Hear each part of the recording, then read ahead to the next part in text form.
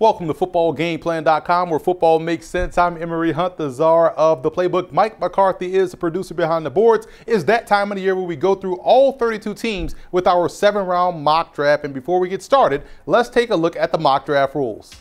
First, these picks are based off what I would do as the GM of the team, not based off what I think will happen or what will actually happen in April's draft. And we use Football Game Plan Scouting's prospect rankings and big board, which you could find at footballgameplan.com/FBGP scouting. These picks are based off what I believe the team needs are, and there are no trades in this mock draft. And finally, it's only a mock draft, so you can relax that sphincter and enjoy the video.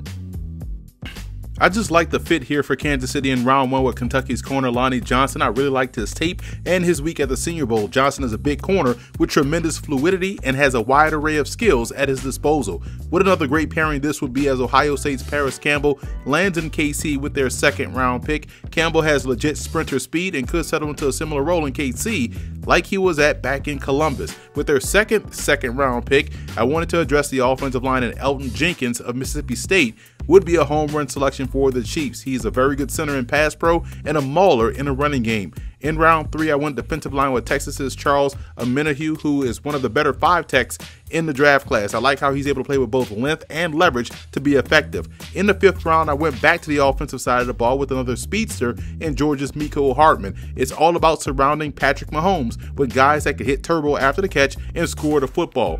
Edge rusher Marcus Jones out of Angelo State was one of the more dominant in that regard at the Division II level, winning the Gene Upshaw Award in the process. He was also good at the East-West Shrine game and could be a solid situational rusher in Kansas City. Jalen Moore out of Appalachian State would be the ideal Kansas City Chiefs running back. He's a slasher with great burst that catches the ball really well out of the backfield. And rounding out the Chiefs drafts with an Ivy League lineman in Tommy Dennis, he was lights out within the Ivy League, dominant during the All-Star game circuit, and can play anywhere along the offensive line effectively.